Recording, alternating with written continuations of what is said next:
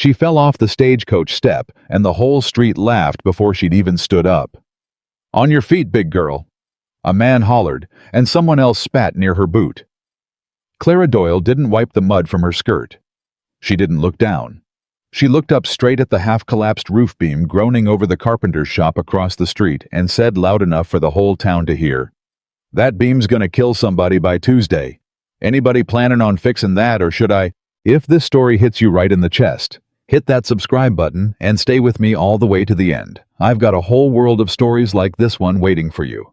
And drop a comment telling me what city you're watching from tonight, so I can see just how far this story has traveled. Now let's go back to where it all began. She fell off the stagecoach step and the whole street laughed before she'd even stood up. Clara Doyle hit the dirt-hard palms first. The worn leather satchel she'd been clutching to her chest, skidding 2 feet ahead of her into a puddle of yesterday's rain. Her notebook, the one thing in this world she'd have crawled through fire for, landed just short of the mud, and she lunged for it before she even thought about her own hands, her own knees, her own dignity, spread out on Main Street for every soul in Harlan's Crossing to pick over like buzzards on a carcass. "On your feet, big girl," a man hollered from the porch of the Mercantile, and a ripple of laughter followed him like flies. Somebody else she never saw who spat close enough to her boot that she felt the wet of it through the leather. Clara did not wipe the mud from her skirt. She did not look down at the men laughing or the women pulling their children back a step as if she carried some sickness in her blood. She looked up. Past the crooked hitching post, past the general store with its faded paint, straight at the half-finished roof of a carpenter's shop where a beam sagged low enough that a strong wind might finish what winter hadn't yet started. "That beam's gonna kill somebody by Tuesday," she said loud enough to cut clean through the laughter. "Anybody planning on fixing that, or should I?" The street went quiet, the way a room goes quiet when somebody says something true that nobody wanted spoken.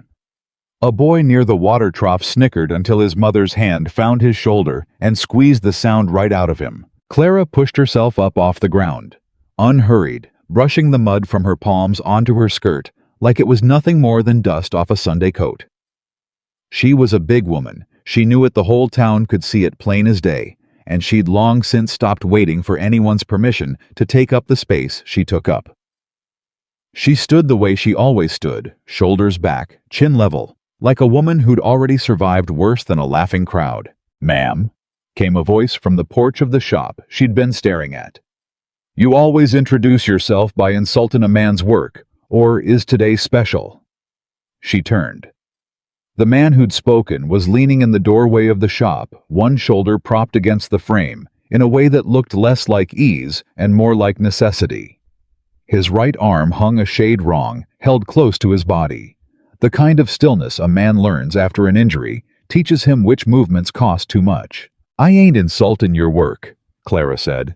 "I'm telling you that beam's rotted through at the joint, and if you had 2 good arms, you'd have seen it yourself, instead of making me say it in front of half the county." A murmur went through the gathered crowd, half scandal, half delight, the way people love watching a stranger say the thing nobody else had the nerve to. The carpenter's jaw worked for a second. "Name's Thomas Ashford," he said finally.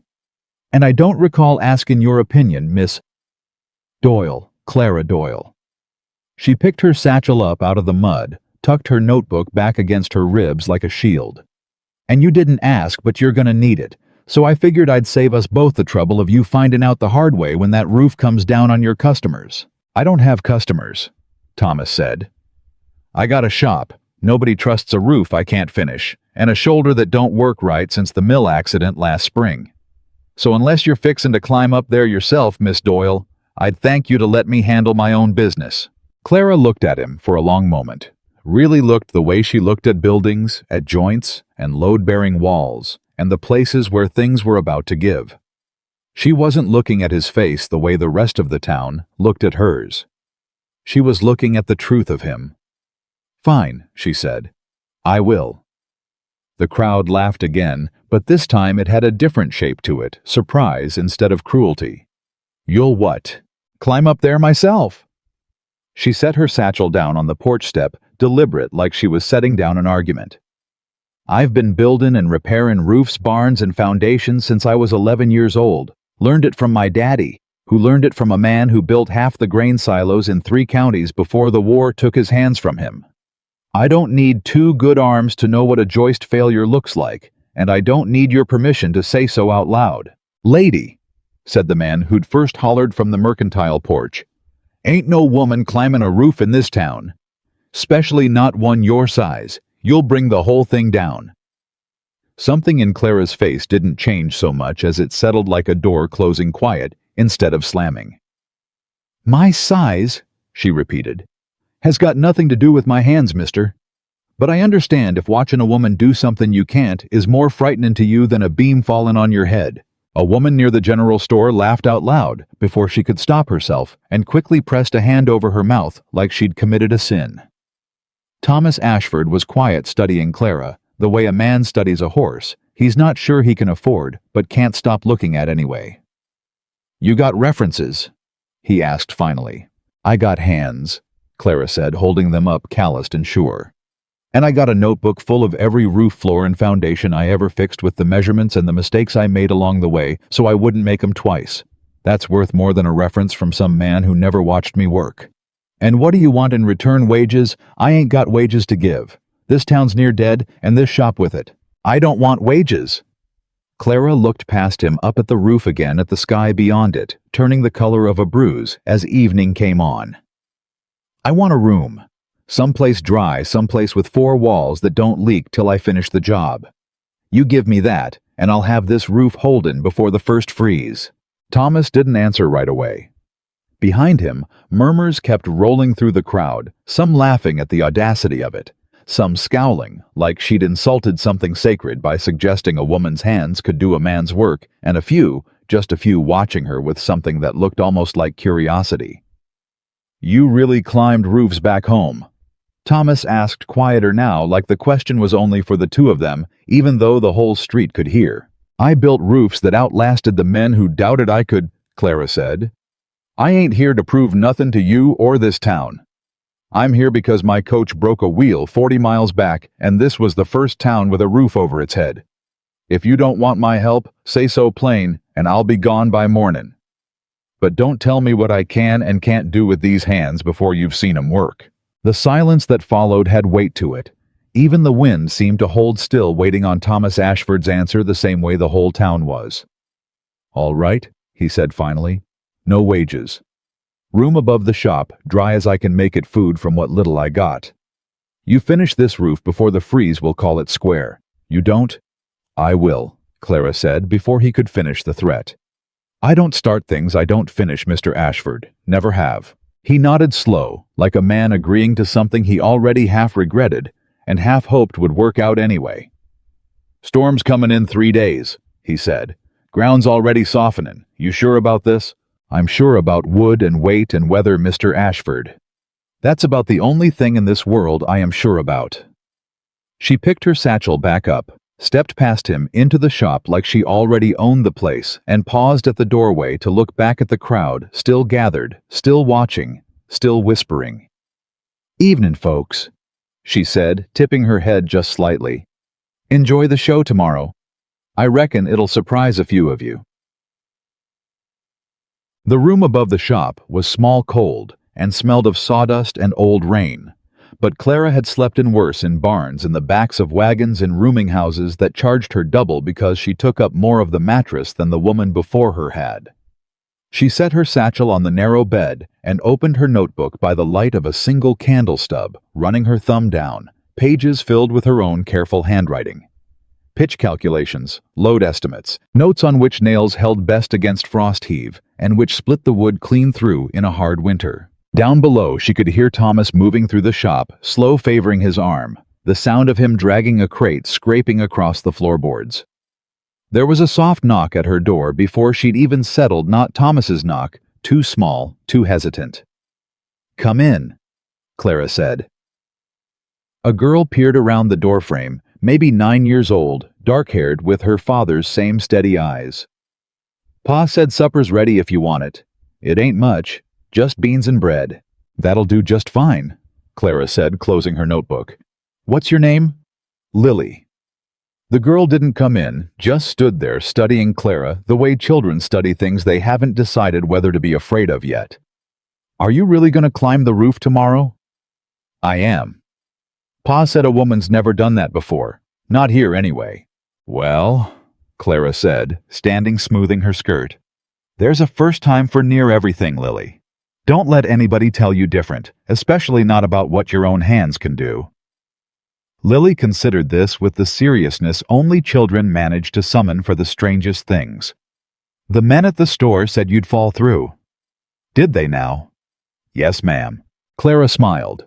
Not a big smile, just a small, sure one, the kind that came from a place deep and old and tired of proving itself but never tired of doing it anyway.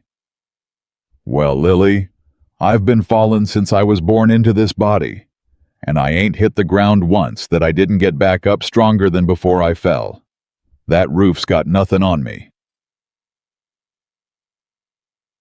Supper was quiet at first, the kind of quiet that comes from two strangers and a curious child sharing a table that wasn't built for pretending. Thomas ate with his left hand, his right arm resting stiff against his side, and Clara noticed but said nothing until the silence stretched long enough that somebody had to break it. "How'd it happen?" she finally asked. "The shoulder." Thomas's jaw tightened. "Mill accident. Beam swung loose, caught me before I could clear it. Doctor says it healed wrong. Says I'll never lift proper again on that side." "That why the roof's half done?" "That's why the roof's half done, why the floor in the back room ain't finished, why half this town thinks I'm as good as done for." He set his fork down harder than he meant to. "Man can't work. Man can't feed his family. Man might as well pack up and go." "But you didn't pack up." "Ain't got anywhere else to go, Miss Doyle. This shop's all I got left of my father, and I mean to keep it standin', even if it kills me tryin'." Clara nodded slowly, turning that over the way she turned over every piece of information, measuring it, weighing it, finding its load-bearing truth. "Then it's a good thing you hired somebody who don't need two good shoulders to finish what you started. I didn't hire you out of charity if that's what you're thinking." "Didn't think you did," Clara said plainly. "You hired me because you had no other choice, and I took the job because I had nowhere else to be. That's not charity, Mr. Ashford. That's just two people needing the same thing at the same time." Lily looked between them, spoon halfway to her mouth, watching the exchange like she was memorizing something important. "You talk a lot for a hired hand," Thomas said, but there was something almost like amusement in it now buried under the exhaustion. "I talk plain," Clara said. "There's a difference. Plain talk saves time. And come mornin', we ain't got much time before that storm rolls in." She was up before dawn, and by the time the sun cracked pale over the ridgeline, Clara Doyle was already standing at the base of the ladder, testing each rung with her boot before she trusted her weight to it, the same way she tested every plank, every nail, every promise anyone ever made her. A small crowd had already gathered, not to help, but to watch the way people gather for a hanging or a horse race, not caring much which way it went, so long as they got to see it. "She's really going up there," someone muttered. "Ladder won't hold her," someone else said. "Not quiet enough." Clara heard it. She heard all of it the way she'd heard it in every town before this one. She'd learned long ago that the words stopped mattering the moment her hands started working, that a finished roof spoke louder than 100 mean mouths ever could. She climbed. Each rung held. Each foothold was sure. By the time she reached the top and swung herself onto the roof frame with the ease of a woman who'd done this 1,000 times before, the muttering below had gone quiet, not silenced by shame. Not yet, but by the simple, undeniable fact of her doing exactly what she said she'd do. "Lord above," Thomas said from the ground, craning his neck up at her, "you make that look easy." "It ain't easy," Clara called down. "It's practiced. There's a difference between that too." She moved along the beams with a steadiness that drew eyes even from the folks who'd sworn they wouldn't watch.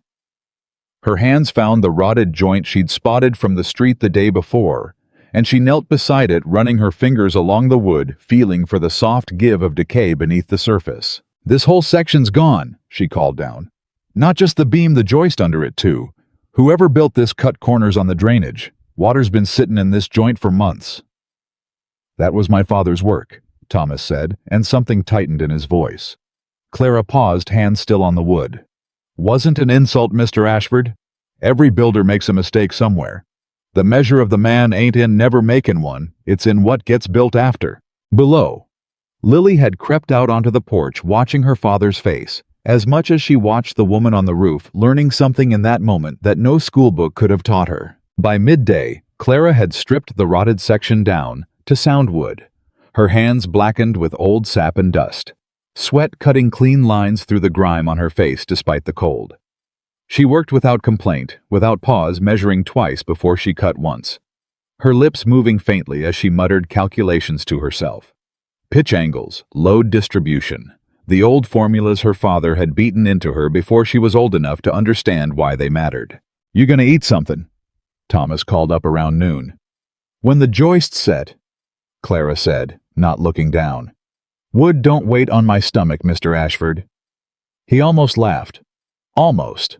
By the time the light started slanting gold and long across Main Street, Clara had replaced the failed joist entirely, reset 3 beams, and begun laying the first course of new shingles along the exposed section, each one placed with a precision that made even the doubters in the crowd fall quiet. Not because they'd changed their minds about her not yet, but because there was something undeniable in watching competence work uninterrupted. "She's better than half the men I've seen up there," a farmer muttered to his wife low enough he probably thought no one heard. Clara heard. She always heard. She just didn't let it slow her hands. That night her back ached in ways she'd long since stopped fighting. Her palm stung from a dozen small splinters she'd pick out later by candlelight, but she sat at the narrow table in the shop below with her notebook open, sketching the remaining framework, marking measurements for tomorrow's work. Thomas watched her from across the room, his bad arm cradled against his ribs. "You didn't stop once today," he said. "Not for water, not for rest. Storm's 3 days out," Clara said, not looking up. "2 now countin' today. I don't rest till the roofs sound, Mr. Ashford. Restin' halfway through a job is how roofs fail and people get hurt underneath them." "You always work like the whole world's about to collapse if you slow down." Clara set her pencil down and looked at him, really looked the same, steady measuring look she gave every beam and joint. "Mr. Ashford, I've spent my whole life being told my body couldn't do what my hands know it can. Every town I've ever walked into, somebody's took one look at me and decided what I was capable of before I ever lifted a hammer. So yes, I work like the world's about to prove me wrong, because it's tried to every single day of my life. And every single day, I prove it wrong right back." The shop was quiet a long moment. Outside wind was picking up, rattling the loose shutter on the west wall, the one Clara had already noted needed rehanging. "I didn't mean nothing by it," Thomas said, finally quieter. "Just ain't seen anybody work like that. Man or woman." "Then maybe you ain't been watching the right people," Clara said, and went back to her notebook. Lily, who'd been sitting cross-legged near the stove, pretending to mend a doll's dress while listening to every word, finally spoke up. "Miss Doyle, can you teach me how you know where the wood's bad?" Clara looked over at the girl, something in her face softening in a way it hadn't for the grown folks in this town. "Come here," she said, and patted the bench beside her. "I'll show you what my daddy showed me." Thomas watched his daughter climb up beside the woman the whole town had laughed at. That morning, watched Clara's blackened, calloused finger trace along the grain drawn in her notebook, patiently explaining what rot looked like before it showed itself. What a good joint felt like under the hand. What it meant to build something meant to last. And for the first time since the accident that broke his arm and near broke his spirit along with it, Thomas Ashford felt something other than despair settle into his chest. He didn't have a name for it yet, but it looked a great deal like hope. Thud. The storm came in a day early. Clara woke to the sound of wind screaming against the shutters, the whole building groaning under gusts stronger than she'd expected, and she was out of bed and dressed before she'd even fully opened her eyes. Notebook tucked into her coat boots, laced with hands that moved on instinct alone. "It's early," Thomas said, meeting her at the base of the stairs, his face pale in the lamplight. The storm ain't supposed to hit till tomorrow. Storms don't read calendars, Mr. Ashford, Clara said, already moving past him toward the door. How much of that section's still exposed? Enough, Thomas said grimly. Maybe 10 feet. If the wind gets under those open joists, it'll tear the whole frame apart before it ever gets the chance to freeze, Clara finished. I need rope every nail you got left, and somebody to hold the ladder steady, 'cause this wind's fixin' to try and take it out from under me. You ain't going up there in this. Clara turned to face him, rain already starting to spit sideways through the cracked door. Mr. Ashford, that roof is the only thing standing between your daughter and a winter with no shop, no shelter, and no future. I didn't come this far, work this hard to let a little wind tell me I can't finish what I started. It ain't a little wind, Clara. His voice cracked on her name the first time he'd said it without the formal miss in front of it. If that ladder goes if you fall, then I fall doing something worth falling for, Clara said, steady as stone. Now are you gonna hold that ladder, or are you gonna stand there arguing while your roof comes apart? Thomas stared at her for one long, terrible second, the fear plain on his face, not for himself, but for her, a fear he hadn't expected to feel for a woman he'd known all of 3 days. Then he grabbed his coat. The wind howled around them as they crossed the street, rain turning to sleet, the kind of cold that bit through wool and skin both. Clara climbed the ladder with Thomas bracing it below her, his good arm locked around the rails, his bad shoulder screaming with the effort, but his feet planted firm. Up on the roof, the wind hit her like a wall, tearing at her skirt, threatening to peel the loose shingles right out from under her hands. She dropped low, spreading her weight the way she'd learned as a girl, moving along the beams, with a caution that had nothing to do with fear and everything to do with respect for the forces trying to kill her. Clara! Thomas shouted up, voice barely cutting through the wind. Get down! It ain't worth it! It's exactly worth it, she shouted back, already driving the first nail into place, her fingers numb, her hands bleeding faintly where the cold had cracked her knuckles. 10 more feet, Thomas, just hold that ladder. Below the small crowd that had gathered, despite the weather, the same crowd that had laughed at her 3 days before, stood in silence. Now watching a woman they'd mocked risk her life on a roof to save a business none of them believed in. Lily stood at her father's side, rain plastering her hair to her face, watching Clara's silhouette move against the churning gray sky with something like awe. She ain't scared of nothing, Lily whispered. She's scared? Thomas said, arms shaking with the strain of the ladder eyes never leaving the roof. She's just decided it don't get to stop her. Clara worked through the worst of it, shingle after shingle, nail after nail, her hands moving on pure muscle memory long after the cold had stolen the feeling from her fingers. The wind tried to take her twice, once nearly pulling her off balance near the edge, her heart lurching into her throat before her hand found a beam and held. But she did not stop, did not slow, did not give the storm the satisfaction of winning what she'd already claimed as hers. When the final nail went in, she sat back on her heels in the driving sleet and looked out over the roofline, tight-sealed sound against everything the sky could throw at it, and felt something settle deep in her chest that had nothing to do with pride and everything to do with purpose. It's done, she shouted down. Get me that rope, I'm coming down before this wind decides otherwise. Thomas guided her down the ladder himself, one-armed, refusing to let go of her, even after her boots hit solid ground, both of them soaked through and shivering, staring at each other in the gray light of the storm. You're a fool, he said, breathless. Maybe, Clara said, wiping rain and blood from her knuckles onto her already ruined skirt. But it's a fool's roof that's gonna hold through this whole winter, Mr. Ashford. So I reckon you can call me whatever you like. Around them, the small crowd that had come to watch her fail stood soaked and silent, staring up at a roof that had not so much as shuddered under the worst the sky could offer a roof built by hands they'd sworn couldn't do the job.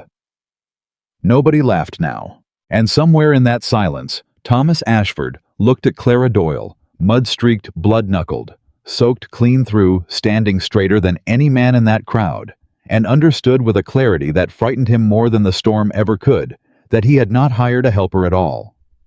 He had hired the only person in Harlan's Crossing who might be capable of rebuilding everything this dying town had already given up for lost. The rain didn't stop for 3 days. Clara stayed in the room above the shop, nursing split knuckles with a poultice of comfrey. Lily brought up wrapped in a clean rag and listened to the water hammer against the new shingles without a single leak finding its way through. That sound dry wood holding against wet sky was the only applause she needed. "You should let that hand rest," Thomas said from the doorway on the second night, watching her work by candlelight, notebook open pencil, scratching out measurements for the school windows she'd noticed sagging in their frames on her walk through town. "Hands don't rest just 'cause the weather's bad, Mr. Ashford," Clara said without looking up. "Weather's bad is exactly when you plan for what comes after. Storm's letting up by mornin'. Sheriff Boone's due back from the county seat. Man likes to know everything that happens in this town before he's even off his horse." Thomas shifted his weight, favoring the bad shoulder. "Figured you ought to know since you're the biggest thing that's happened here in 2 years. Clara's pencil stopped. "That a warning?" "Just information," Thomas said. "Boone ain't a bad man, but he's careful about strangers.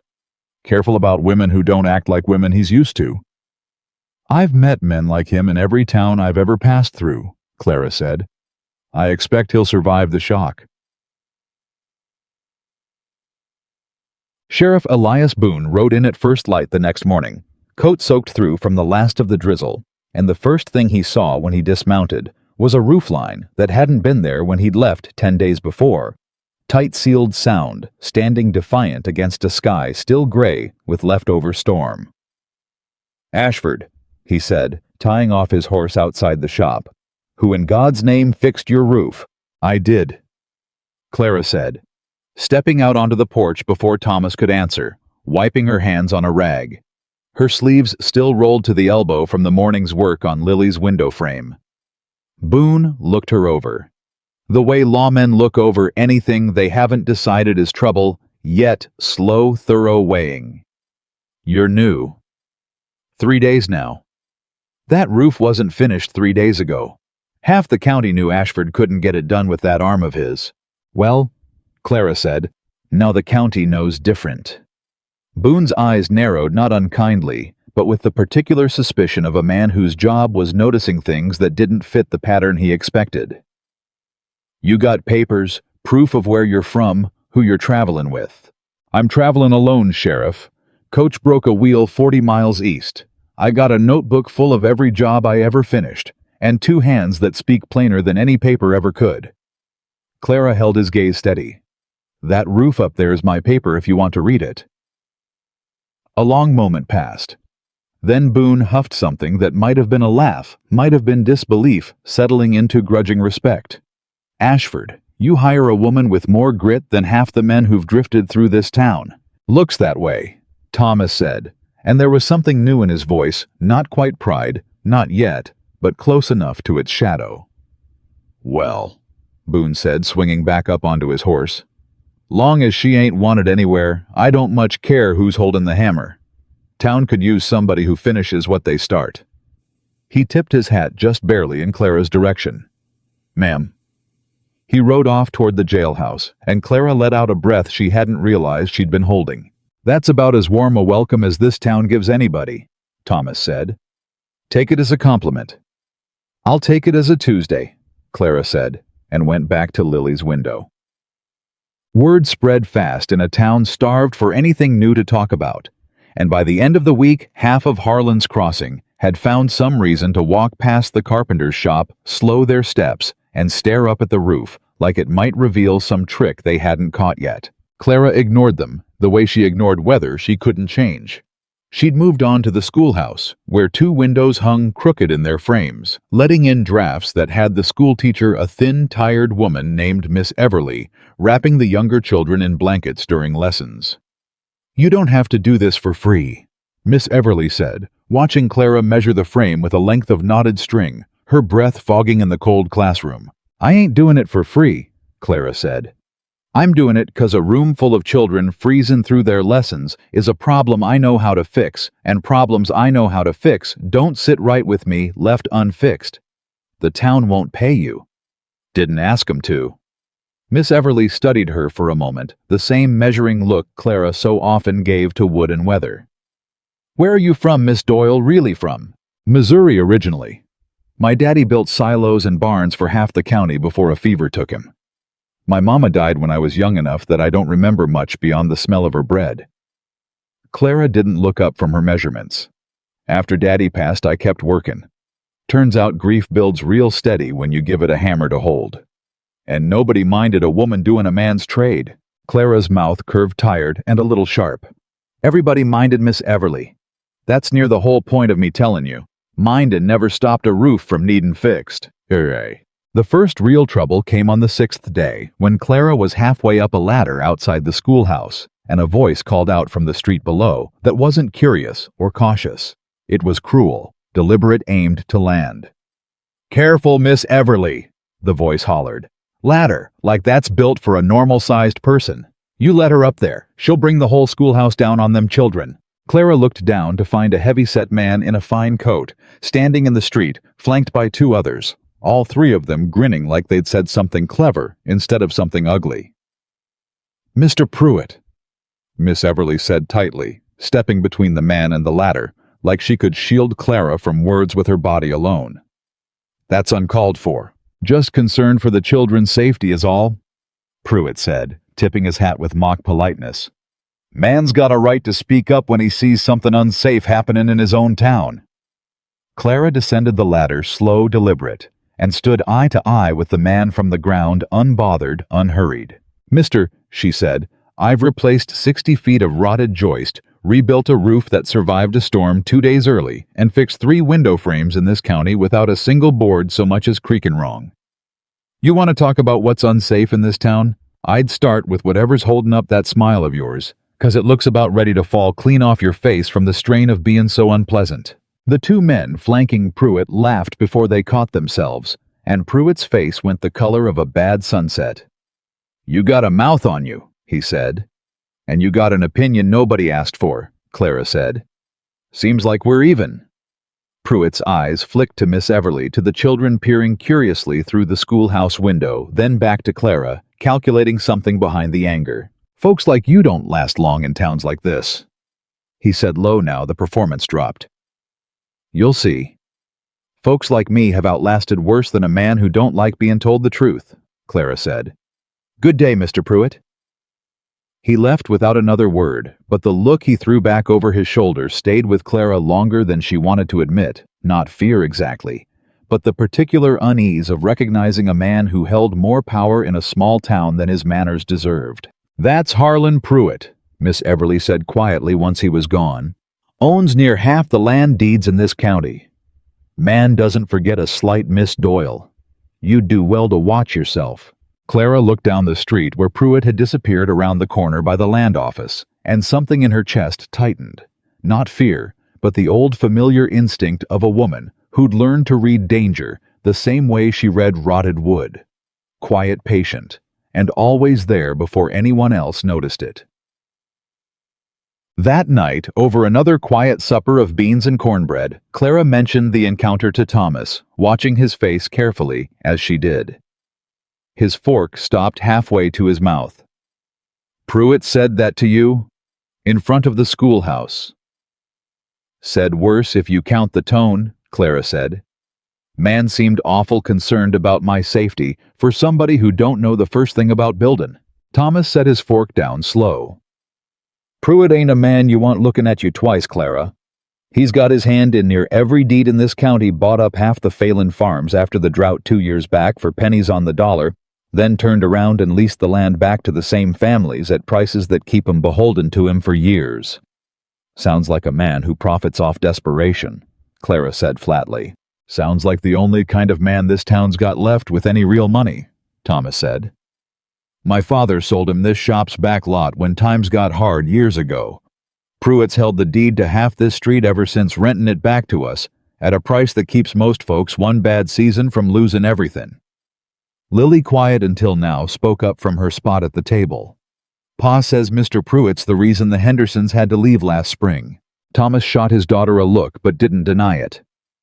Clara set her own fork down, feeling the old familiar tightening in her gut, the one that came whenever she started noticing the shape of a problem too big for a hammer and nails to fix.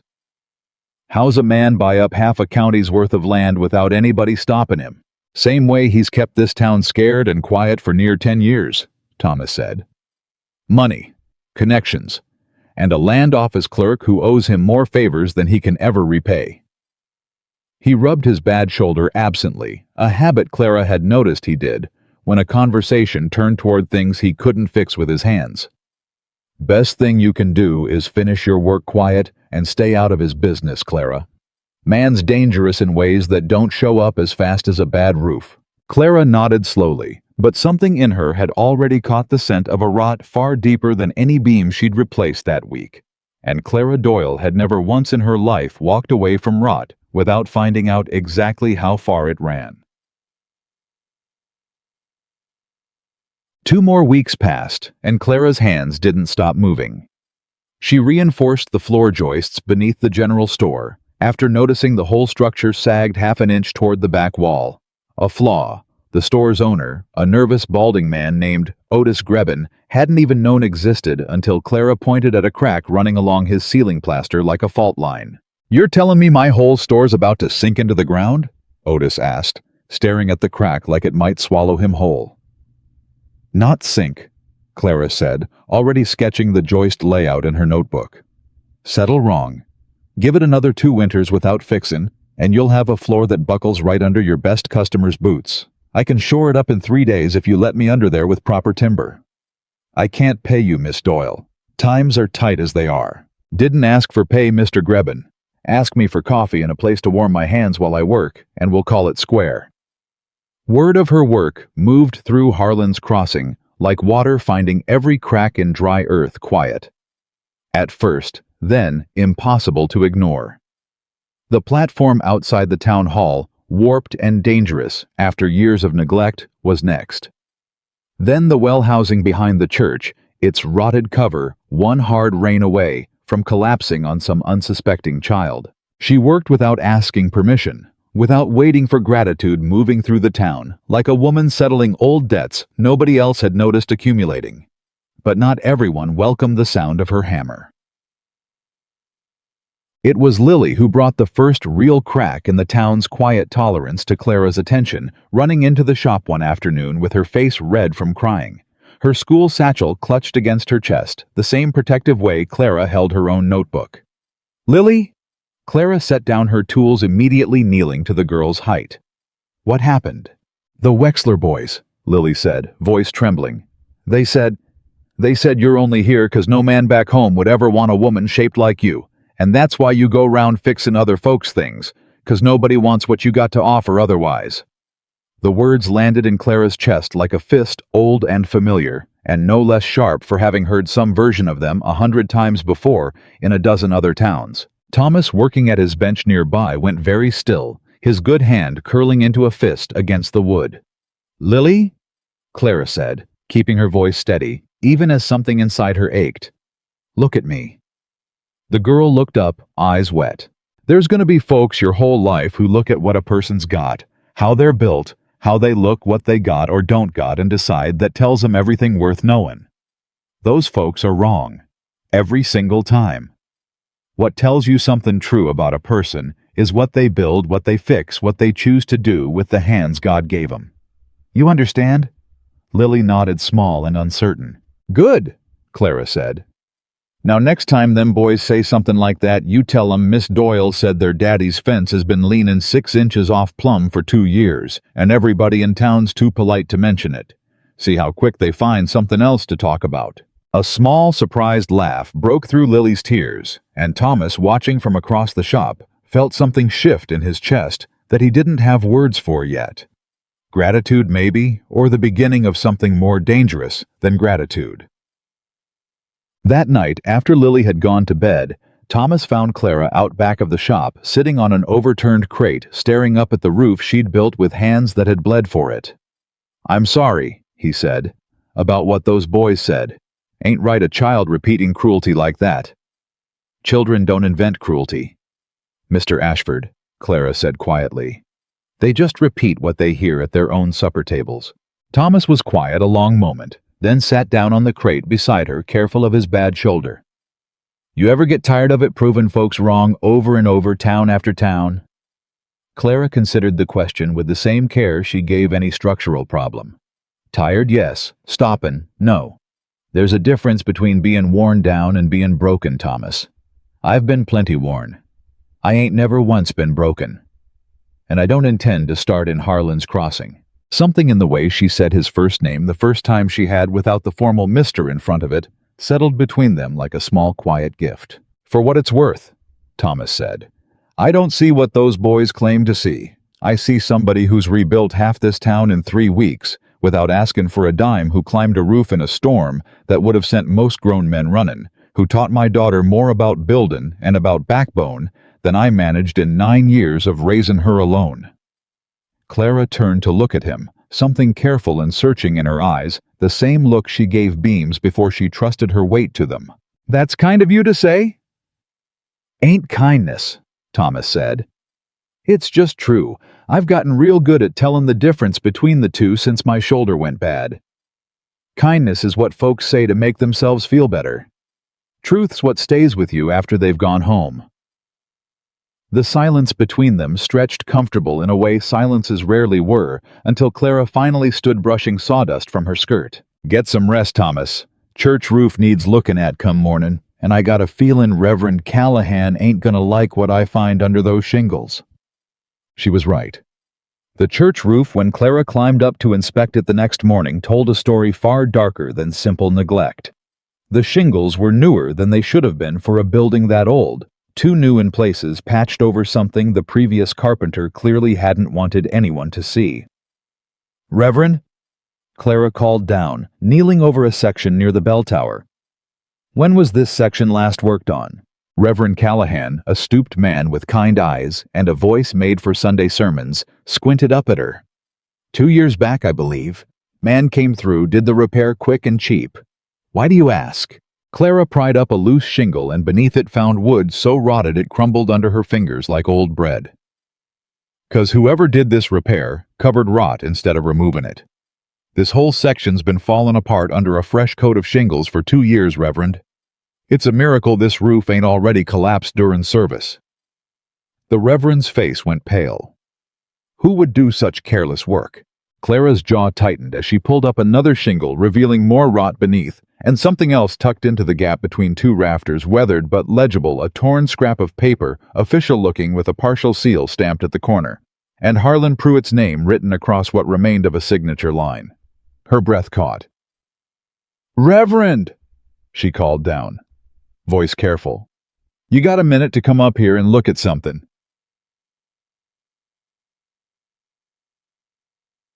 What Clara found, tucked into the rafters of the church that afternoon, was the first thread of something far larger than a rotted roof. A fragment of a land agreement, water-stained and torn, referencing a boundary. Dispute over water rights along the creek that ran behind the church property. Dated 3 years back, bearing Pruitt's signature, and a second name Clara didn't recognize, Josiah Wren. "Wren," Reverend Callahan said slowly, staring at the paper Clara had carefully carried down the ladder. "That's old Ezra Wren's boy. Ezra owned the mill property before he passed. Josiah inherited it, then sold out to Pruitt not long after real sudden, real quiet. Whole town wondered about it at the time, but nobody asked too many questions. Pruitt's not a man folks question lightly. This document mentions water rights," Clara said, smoothing the torn paper carefully against her palm. Boundary along the creek. Why would something like that end up hidden inside a church roof, patched over with rot nobody was ever supposed to find? The Reverend's face had gone the color of old ash. "Miss Doyle, I think you ought to be very careful who you show that to." "Why's that?" "Because if that document says what I think it says," the Reverend said quietly, "then Harlan Pruitt's claim to the mill property and to half the water rights that keep this town's farms alive through summer drought might not be as clean as he's led this whole county to believe."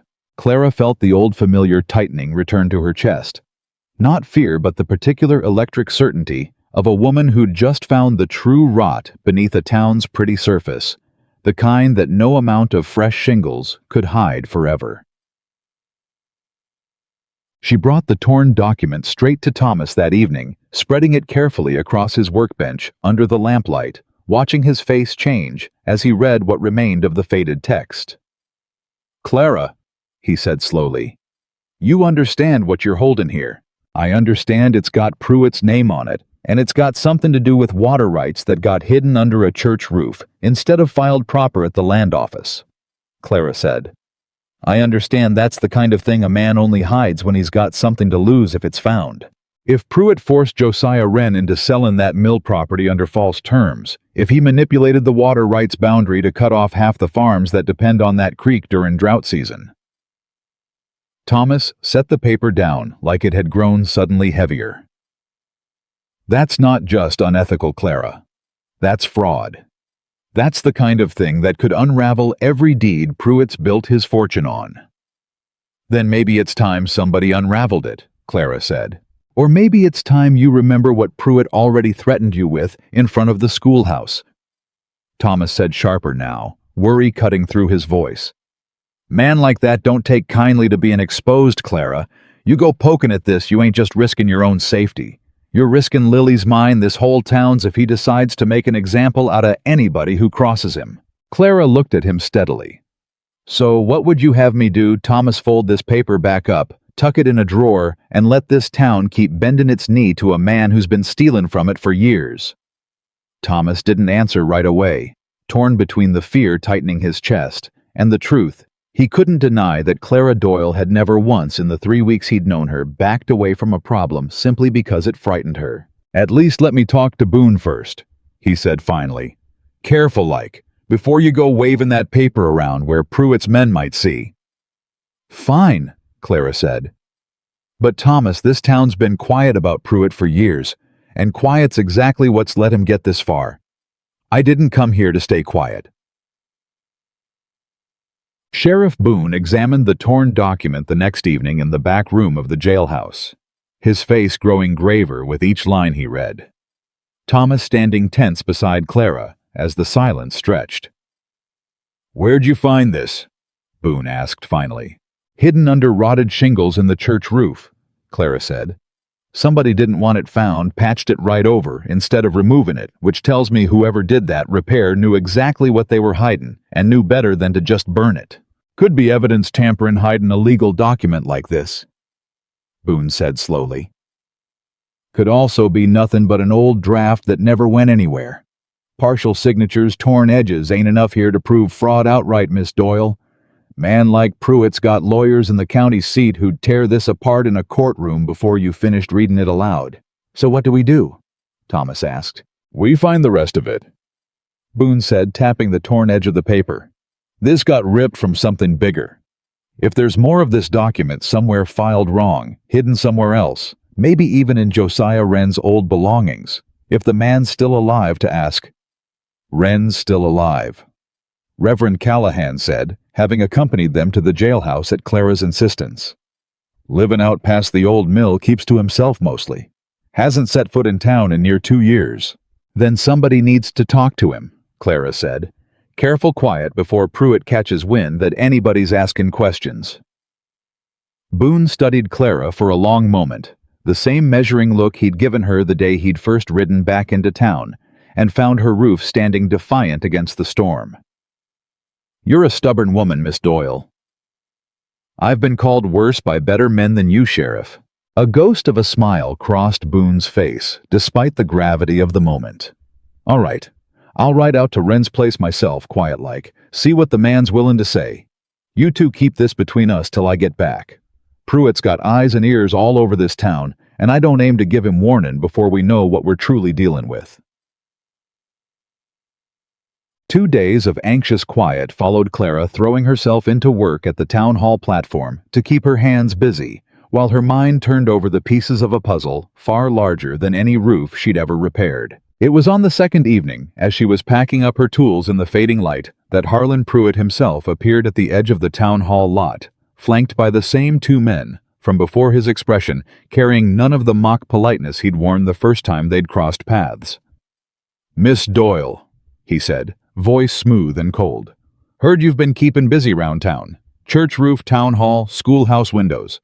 Real industrious woman." "I like to finish what I start, Mr. Pruitt," Clara said, not pausing in her work, refusing to give him the satisfaction of her full attention. "Heard something else, too," Pruitt continued, stepping closer. "Heard you found something interesting up in that church roof, something that got the Reverend and the sheriff talking real quiet-like." Clara's hands stilled for just a moment before she forced them back into motion, gathering her tools with deliberate calm. "Don't know what you mean." "I think you do," Pruitt said, his voice dropping lower, losing every trace of its earlier smoothness. "And I'd think real careful, Miss Doyle, about whether digging into things that ain't your business is worth what it might cost you. This is a small town. Accidents happen easy in small towns. Ladders slip. Roofs give way when a body least expects it." The threat hung in the air between them, unmistakable, despite its careful, deniable phrasing. Clara stood slowly, turning to face him fully, her spine straight, her eyes hard as the granite foundations she'd spent her whole life setting true. "Mr. Pruitt," she said, voice steady, despite the cold fear coiling in her stomach. "I've had men twice your size try to scare me off jobs before. Storms tried to kill me on that roof not 2 weeks back, and I'm still standing here, ain't I? You want to threaten me? Go right ahead. But understand something plain. I don't scare easy, and I don't back down from rot just 'cause somebody with money tries to hide it under a fresh coat of paint." Pruitt's face darkened, the veneer of civility gone entirely now. "You're making a mistake." "Maybe," Clara said. "But it'll be my mistake to make, not yours to prevent." She walked past him without another word, spine straight, heart hammering, refusing to let him see the tremor in her hands until she'd turned the corner out of his sight. And even then she kept walking fast, straight toward the sheriff's office, because a threat spoken plain was a threat that needed reporting. Plain, and Clara Doyle had never once in her life let fear decide her next move for her. Sheriff Boone was waiting on the jailhouse porch when Clara came around the corner at a near run, and one look at her face had him standing before she'd even reached the steps. "Pruitt," he said. It wasn't a question. "Threatened me plain," Clara said, breathless fear and fury tangled so tight in her chest she could barely tell one from the other. "Said accidents happen easy in small towns. Said ladders slip, roofs give way. Wasn't subtle about it, Sheriff, not one bit." Boone's jaw tightened, and something in his easy, careful demeanor fell away, replaced by the harder look of a lawman who'd just heard exactly the kind of thing he'd been dreading. "Come inside. Sit down before you fall down." "I don't need to sit." "You're shaking, Miss Doyle. Sit." Clara sat more out of surprise at her own trembling hands than obedience, and Boone poured her a cup of coffee, gone lukewarm on the stove, pressing it into her palms like it might steady something in her that words alone couldn't reach. "I rode out to Wren's place this morning," Boone said, settling into the chair across from her. "Man wasn't keen to talk at first, took some convincing. But once he understood I already had part of that document, he told me the rest." Clara's hands tightened around the cup.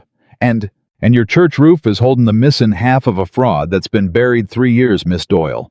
Boone leaned forward, elbows on his knees.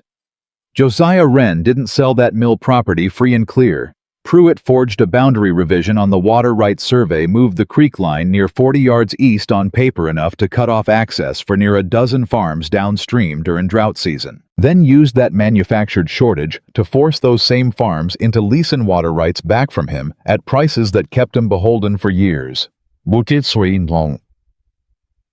Clara felt the floor of her understanding shift beneath her, the same lurch she felt when a beam gave way under her boot before she'd tested it proper. "That's why the Hendersons left." "That's why half a dozen families left," Boone said grimly. "And Wren says Pruitt threatened his sister's safety if he ever spoke on it. Man's been living in fear out past that old mill for 3 years, watching this whole town suffer for a lie he was too scared to expose." Thomas, who'd come running the moment word reached him that Clara had gone straight to the jailhouse, pushed through the door just in time to hear the last of it, his face draining of color. Clara, he said, you're not safe. None of us are safe long as that man's allowed to keep doing what he's been doing. Clara said, steadier now, the fear in her chest hardening into something closer to resolve. Sheriff, what's it take to prove this in front of a judge?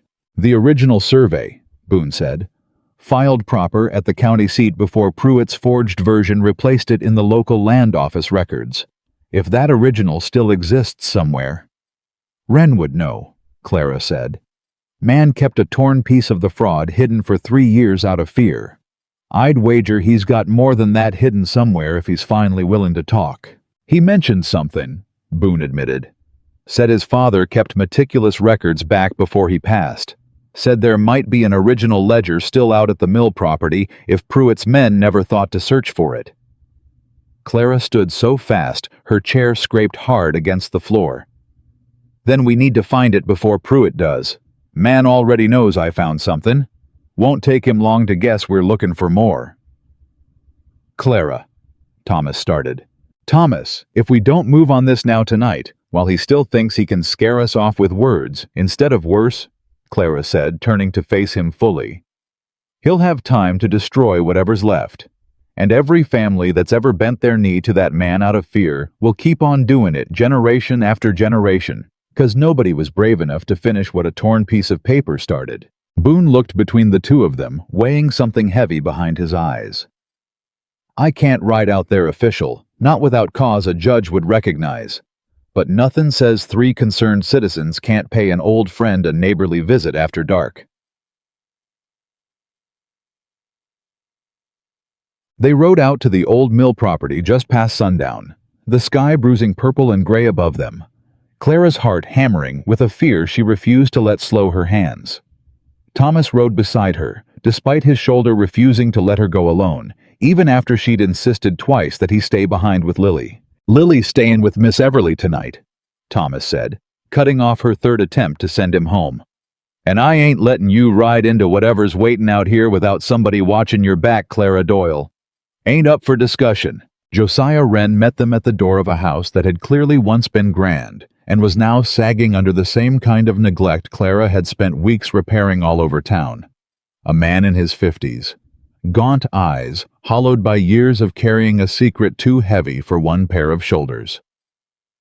Sheriff said you'd be coming, Wren said, voice rough with disuse. Said you found part of what my father hid. We need the rest, Mr. Wren, Clara said gently. Whole town's been suffering under a lie for 3 years. Time to set it right.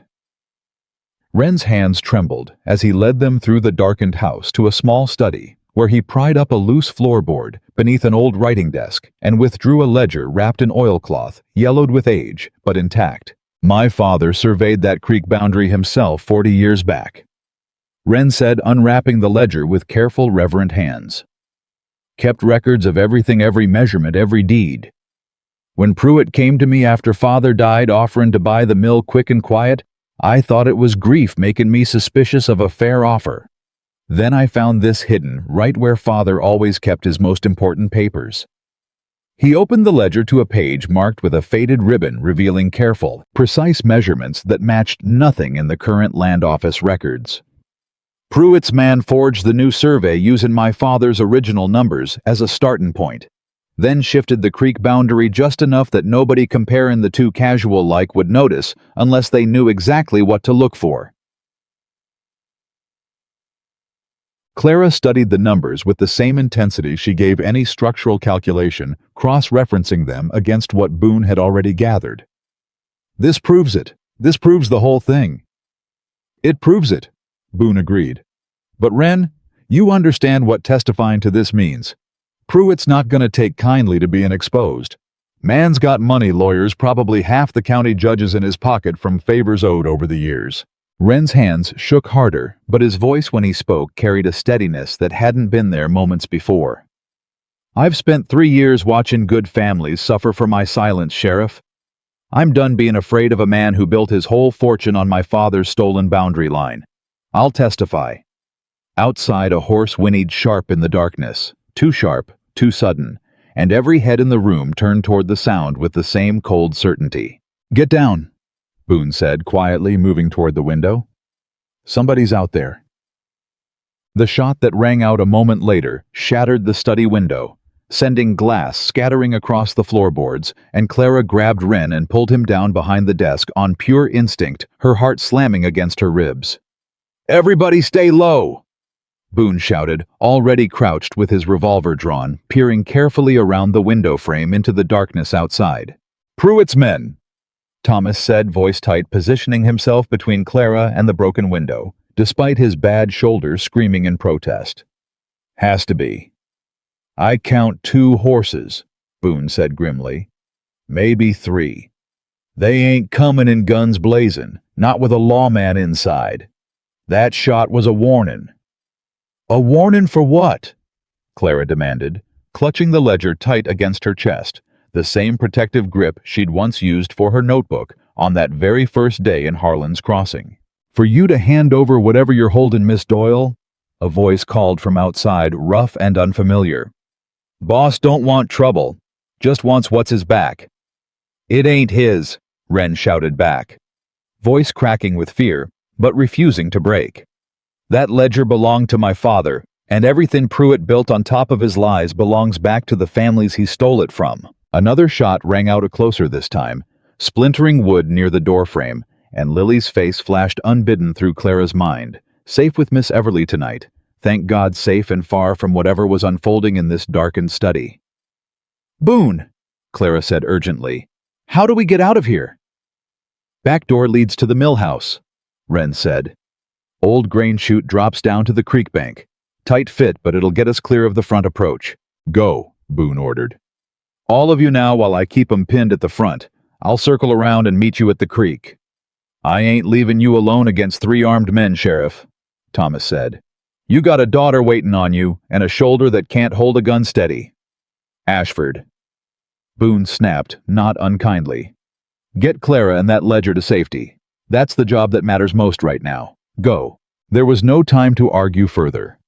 Clara grabbed Wren's arm ledger clutched tight against her ribs and followed Thomas through the darkened house toward the back door, every step feeling like it stretched into an eternity.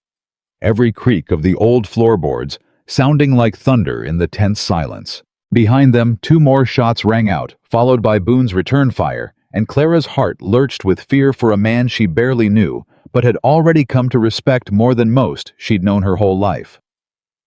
The grain chute was exactly as tight as Wren had promised, and Clara, for the first time in longer than she could remember, felt a flash of old shame at her own size, at the fear that she might not fit, might slow them down, might cost them precious seconds they didn't have. "Clara," Thomas said, seeing the hesitation flash across her face even in the darkness. "You'll fit. I know you will. Same way you fit up on that roof during a storm that should have scared off any sensible person. Go." She went scraping through with barely an inch to spare, landing hard on the creek bank below the ledger, somehow still clutched safe against her chest despite the fall. Thomas followed wincing, as his bad shoulder took the impact, and Wren scrambled down. Last, his older frame trembling with exertion and fear both. They ran along the creek bank in the darkness, Clara's lungs burning her boots, slipping on wet stones until the sound of gunfire behind them finally faded into distant echoes, and then silence. "Boone!" Clara gasped, doubling over to catch her breath. "We can't just leave him. He told us to run." Thomas said, his own breathing ragged. "Boone's been sheriff of this county for 8 years, Clara. Man knows how to survive a standoff a damn sight better than any of us."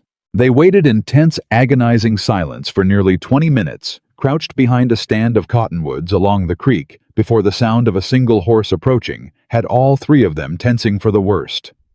It was Boone riding hard, blood staining his sleeve, but his face grim with satisfaction rather than defeat. "They ran once I winged one of them," Boone said, dismounting stiffly.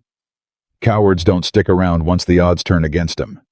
You all still got that ledger." Clara held it up, still clutched tight, still intact, despite everything. "Then we ride for the county seat tonight," Boone said, "before Pruitt has time to regroup, before he can call in whatever favors he's got left to bury this evidence for good. Judge Hartley's an honest man, far as county judges go. If we present this proper official before Pruitt can twist the narrative, Then this ends.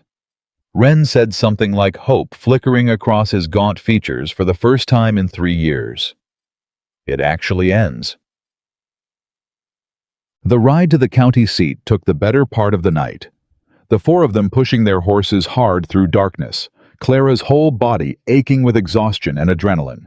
Both the ledger wrapped carefully in oilcloth and tucked inside her coat, like a fifth passenger they couldn't afford to lose. They reached Judge Hartley's home just past dawn, and the old man, silver-haired, sharp-eyed, unbothered by being roused from sleep by a sheriff, a mill owner, a carpenter, and a mud-streaked woman he'd never met, listened to their account with the careful attention of a man who'd spent decades separating truth from performance. "This ledger," Hartley said, studying the pages Wren's father had kept so meticulously decades before, "if it's authentic, and if it matches county records from before the alleged forgery, it's damning evidence indeed." "It's authentic," Clara said firmly. "I've spent my whole life reading the truth in wood and measurement, Your Honor. This ledger tells a truth that's been buried 3 years too long." Hartley looked up at her, something assessing in his gaze. "And you are?" "Clara Doyle. I fix roofs mostly.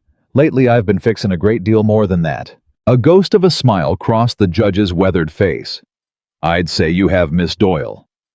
He closed the ledger carefully. "I'll need to verify this against the original county survey records myself. Compare the handwriting, the measurements, everything proper and thorough before I issue any warrant. But if what you're telling me holds up, Harlan Pruitt is about to discover that even powerful men can't outrun the truth forever. Not when it's finally been dug up from wherever they thought they'd buried it for good." The verification took 2 agonizing days, during which Clara returned to Harlan's Crossing with Thomas and Boone. The town humming with tension as rumors of the confrontation at the mill spread faster than any wildfire. Pruitt, for his part, moved through town with a forced, brittle confidence that fooled no one who looked closely enough. Clara caught him twice watching her from across the street. His expression unreadable, but his hands, she noticed, never quite steady. "He knows it's over," Thomas said quietly, watching Pruitt disappear into the land office on the second afternoon. "Man's just too proud to admit it before the judge makes it official." "Pride's a poor shield against a signed warrant," Clara said. Lily, finally returned from Miss Everly's care, had taken to shadowing Clara's every move around the shop. Her earlier fear replaced by a fierce, protective devotion that made Clara's chest ache with something she hadn't expected to feel this deep into a job that was never supposed to be more than shelter and shingles. "Pa said you might have saved the whole town," Lily said one evening, watching Clara clean mud from her boots. "Is that true?" "Your pa exaggerates," Clara said. "I just found a piece of paper somebody thought was buried for good. Rest of it was Sheriff Boone and Mr. Wren finding the courage to finish what that paper started." "But you started it," Lily insisted. "Nobody else even looked." Clara didn't have a good answer for that, so she simply pulled Lily into a brief, fierce hug instead, and let the girl's certainty stand where her own modesty faltered. On the third morning, Judge Hartley himself rode into Harlan's Crossing, flanked by 2 county deputies, and the whole town gathered in the street. The moment word spread of what was about to unfold, the same street where Clara had first fallen off a stagecoach into mud and laughter, now silent with an entirely different kind of anticipation. "Harlan Pruitt," Judge Hartley announced from horseback voice carrying clear and hard across the gathered crowd. "You are hereby charged with land fraud, forgery of official survey documents, and extortion pursuant to evidence presented before this court." Pruitt emerged from the land office pale, but composed, his lawyer's practiced calm cracking at the edges as the deputies dismounted to flank him. "This is absurd. Whatever lies these people have told you.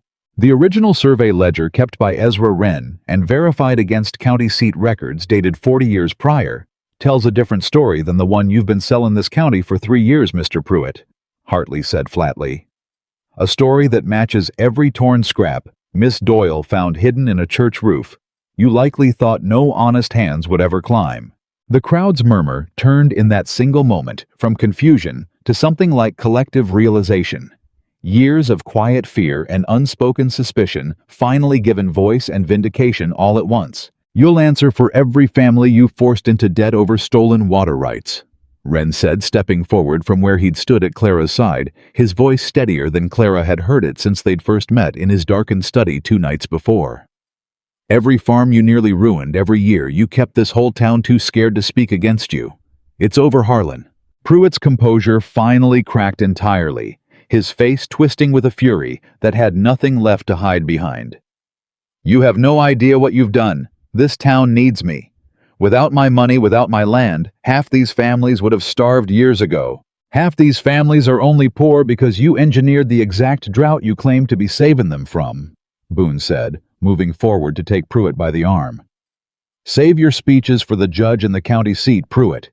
Ain't nobody here interested in hearing 'em anymore. The deputies led Pruitt away in silence, the crowd parting before him, not with the fearful deference they'd shown for years, but with something colder, harder, the particular contempt reserved for a man finally seen clear for what he'd always been.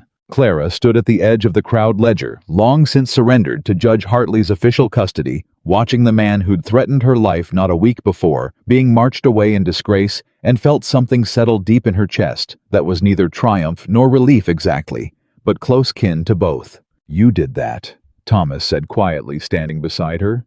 Whatever else this town thought of you when you first stepped off that stagecoach, Clara Doyle, they'll never forget what you just did for every family. Pruitt nearly destroyed. I didn't do it alone, Clara said. Took Boone's badge, Wren's courage, your trust, and a ledger that survived 40 years hidden under a floorboard, just waiting for somebody brave enough to dig it up. Maybe, Thomas said. But it was you who climbed up on that church roof in the first place. Wasn't nobody else who thought to look. Around them, the crowd was already breaking into smaller clusters, voices rising with the particular energy of people finally free to speak plain after years of enforced quiet families who'd lost farms to Pruitt's manufactured drought, already speculating about restitution, about deeds that might finally be set right, about a future that suddenly looked different than it had just that morning. Clara watched it all unfold with a tired, aching satisfaction. Her hands still raw from weeks of hard labor, her heart still racing from days of fear she hadn't fully processed yet. And somewhere in the middle of all that exhaustion, she caught Thomas watching her with an expression she hadn't quite seen from him before, something warmer and more complicated than simple gratitude. What? She asked. Nothing, Thomas said, looking away quickly, though the color rising in his cheeks told a different story than his words did. Just thinking this town owes you a debt it can't ever properly repay is all. Don't need repaying, Clara said. Just needed doing. That's all it ever was. But even as she said it, she felt the shift in the air between them, subtle, undeniable. The particular quiet that settles between two people who've survived something together and come out the other side seeing each other different than they did before. The crowd was still buzzing with the news, with speculation, with the particular electric energy of a town waking up from years of fearful sleep, when Lily came running through the dispersing gathering, breathless, throwing herself against Clara's side with the same fierce devotion she'd shown all week. They're saying you're a hero, Lily announced, looking up at Clara with wide, admiring eyes. Whole town's saying it. Whole town said I'd fall through a roof 3 weeks ago, Clara said. But there was no bitterness in it now, just a tired, wry acknowledgement of how far things had shifted in so short a time. Folks change their tune awful quick once they see the truth plain in front of them. Does that mean you're staying? Lily asked, and the sudden naked hope in the girl's voice caught Clara somewhere deep and unguarded, somewhere she hadn't let anyone reach in longer than she could remember. Clara looked past Lily to where Thomas stood watching the two of them. His expression unreadable, but his eyes soft in a way that made something in Clara's chest ache, with a feeling she wasn't yet ready to name. I reckon, Clara said slowly, that depends on whether this town's still got roofs that need fixin'. Always got roofs that need fixin', Thomas said quietly, stepping closer. Always gonna need somebody who ain't afraid to climb up and look at what's really there, instead of just painting over the rot and hoping nobody notices. The words hung between them, carrying more weight than either of them seemed quite ready to acknowledge out loud, and around them, Harlan's Crossing continued its slow, stunned recovery from years of quiet fear. A town finally beginning to understand that the woman they'd laughed at on her first day had become the very thing that saved it. The days that followed Pruitt's arrest moved with a strange, disorienting quiet, the kind that settles over a town after a long fever finally breaks. Clara kept working habit as much as necessity, but she noticed the town looking back at her differently now, not with suspicion or mockery, but with something closer to reverence. And reverence sat on her shoulders far more awkward than scorn ever had. "You'd think I grew a second head," she muttered to Thomas one morning, watching two women who'd crossed the street to avoid her 3 weeks prior, now cross it again, just to wish her good morning. "Folks don't know how to look a hero in the eye without feeling a little ashamed of how they looked at her before," Thomas said, amused despite himself. "Give it time. They'll settle." "I ain't a hero," Clara said, sharper than she meant to. "I'm a woman who fixes roofs and don't care for bullies. Don't need a parade for that." But the town, it seemed, disagreed. Reverend Callahan called a town meeting inside the church that Sunday, the same church whose rotted rafters had cracked open the whole rotten scheme, and the pews were fuller than Clara had ever seen them. Farmers and shopkeepers and widows, packed shoulder to shoulder, all of them, murmuring with a nervous, hopeful energy that hadn't touched Harlan's Crossing in years. 3 days ago, Callahan began standing at the pulpit with a gravity Clara hadn't heard in his voice before. This town learned that the drought which nearly destroyed a dozen farms wasn't the hand of God or bad fortune, but the hand of a man who forged a boundary line to steal water that was never his to control. A ripple of anger moved through the crowd, old and raw, finally given room to breathe. "Judge Hartley has assured me the county will move to restore the original water rights boundary, and restitution proceedings will begin against Pruitt's remaining assets for every family who suffered under his false leases." Callahan paused, looking out over the congregation. But none of that would have come to light if not for a woman who climbed onto this very roof to fix a leak and instead uncovered a lie 3 years buried. Every head in the church turned toward the back pew where Clara sat, uncomfortable under the sudden weight of attention, Lily gripping her hand tight on one side, and Thomas standing close on the other. "Miss Doyle," Callahan said, "this town owes you a debt we can't properly repay with words alone. But we'd like to try." Otis Grebben stood first, awkward and red-faced. "The Hendersons, the family that had to leave 'cause of Pruitt's fraud, they wrote back. Said if the water rights get restored proper, they mean to come home, rebuild what they lost." A woman near the front, thin and worn, but smiling, for what looked like the first time in years, spoke next. "My husband's farm nearly went under 2 winters back. If this restitution comes through, we might finally get ahead of the debt Pruitt trapped us in."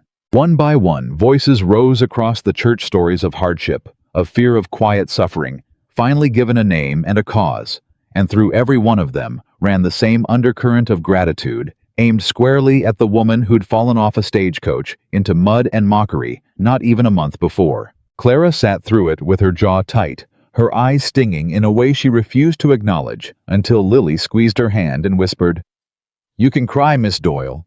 Ain't nobody gonna laugh at you for it, not anymore." And something in Clara, something she'd kept locked tight since her father's fever took him, since the first town that laughed her out of a job she was better qualified for than any man who'd applied, finally cracked open just a little, just enough to let a single tear slide free before she wiped it away with the back of a calloused hand. The weeks that followed brought a different kind of work than roofs and rot.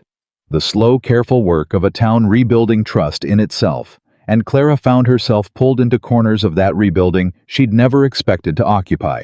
Miss Everly asked her to speak to the school children about her father's trade, about the mathematics hidden inside every beam and joist, and Clara stood in front of 24 wide-eyed children, explaining load distribution with the same patience she'd once reserved only for Lily. "Why'd the men in town used to say you couldn't do it?" A boy near the front asked blunt in the particular way only children managed. "'Cause you're a woman, or 'cause you're big?" The classroom went quiet, and Miss Everly opened her mouth to intervene, but Clara held up a hand unbothered. "Both probably," Clara said honestly. "Folks like to decide what a body can do just by looking at the outside of it. Saves them the trouble of finding out the truth firsthand. But truth don't care what folks assume, son. Truth's in the work. Always has been, always will be. The boy considered this with the same seriousness Lily so often gave her lessons. That's why you kept going up on that roof during the storm, ain't it? To show the truth. I kept going up on that roof, Clara said. 'Cause a roof don't finish itself, and a promise made ain't worth much if you let a little wind talk you out of keeping it. The showin' folks the truth part just came along for the ride. But not every corner of Harlan's Crossing had softened toward her so completely. Word had reached Clara through Miss Everly that a faction of townsfolk, old friends and business partners of Pruitt's, who'd profited quietly from his schemes without ever getting their own hands dirty, resented the sudden collapse of the arrangement that had, however, corruptly kept certain pockets lined for years. Foster Reams, Miss Everly said carefully over tea in the schoolhouse one afternoon, ran the feed store. He and Pruitt had dealings, some folks say, though nothing ever proven. Man's been talking ugly about you round the saloon, Clara. Saying you stuck your nose where it didn't belong cost this town more than it gained. Cost this town what exactly? Clara asked, incredulous. A man who was stealing from half the farms in the county. Reams didn't lose nothing from Pruitt's fraud, Miss Everly said quietly. In fact, some say he gained plenty looking the other way on deals he shouldn't have touched. Now that the whole scheme's unraveled, and the county's investigating every deed Pruitt ever signed, Reams stands to lose a good deal more than he ever let on he had. Clara absorbed this with the same careful attention she gave any warning sign of structural weakness. The kind of information that told her exactly where the next storm might come from. She didn't have to wait long to find out. It happened on a market morning, the town square crowded with wagons and vendors, when Foster Reams, a heavy-set man with a florid face and a voice built for carrying across crowded rooms, planted himself directly in Clara's path as she carried lumber toward the schoolhouse for the next round of repairs. "Miss Doyle," he said loud enough that heads turned throughout the square. "Heard you fancy yourself quite the detective these days, digging up old papers, ruining good men's reputations." "I didn't ruin anybody's reputation that wasn't already built on stolen water rights, Mr. Reams," Clara said evenly, not slowing her pace. "Pruitt built this town up when nobody else would invest a dime in it," Reams pressed, stepping into her path deliberately now. "You know how many jobs that man created? How many families he kept fed through hard winters before you came along and tore the whole thing down over some old paper you found hiding under a roof? He kept 'em fed by stealing from the very water that should have been theirs free and clear," Clara said, setting the lumber down, carefully meeting his eyes without flinching. "That ain't generosity, Mr. Reams. That's extortion wearing a friendly face. You don't know the first thing about how this town really runs." Reams snapped, color rising in his face. "You've been here, 6 weeks, strutting around like you own the place, like your opinion matters more than folks who've lived here their whole lives." A crowd was gathering now, drawn by the raised voices, and Clara felt the old familiar prickle of being watched, judged, weighed. But this time she noticed the weight of the crowd's attention didn't feel quite the same as it had that first day off the stagecoach. This time, several faces in the gathering crowd looked at Reams with open suspicion, rather than at Clara with open scorn. "Foster," came a voice from the edge of the crowd. Otis Grebben stepping forward with more courage than Clara had ever seen the nervous shopkeeper muster. "Maybe you ought to think real careful about how loud you're defending a man who's sitting in the county jail for fraud right now." "Stay out of this, Otis," Reams growled. "I don't think I will," Otis said, and to Clara's genuine surprise, several other townsfolk began murmuring agreement, stepping subtly closer to where Clara stood, an unspoken solidarity forming in real time. "Whole town knows you and Pruitt had dealin's, Foster. Maybe it's you who ought to be answering questions, instead of throwing 'em at the woman who exposed the truth." Reams's face went through several colors in quick succession, fury and fear tangling visibly across his features before he finally turned and stormed off through the parting crowd, muttering threats too low and garbled to fully make out. Clara stood in the sudden quiet that followed, genuinely startled by the show of support, and found Thomas at the edge of the crowd, having arrived just in time to watch the whole exchange unfold, pride and worry warring plainly across his face. "You all right?" he asked, closing the distance between them. "Fine," Clara said, though her hands, she noticed, were trembling slightly with the aftermath of adrenaline. "Man's all bluster. Probably terrified the county's coming for him next." "Probably right to be terrified," Thomas said. Boone mentioned the investigation's widening. Turns out Pruitt didn't run his schemes alone. Clara felt the familiar tightening return to her chest. "How many more men like Reams are we talking about?" "Boone ain't sure yet," Thomas admitted. "But Clara, you need to be careful. Reams, humiliated in front of half the town today, ain't a man who's gonna let that go quiet." Jeez. Boone came to the shop that evening, his expression grave in a way that immediately put Clara on edge. "Got word from the county seat," he said, settling heavily into the chair Thomas offered. "Investigation into Pruitt's dealin's turned up something concernin'. Seems he wasn't actin' entirely alone in coverin' up the fraud." "Reams," Clara said. "Reams, yes, but somebody else too.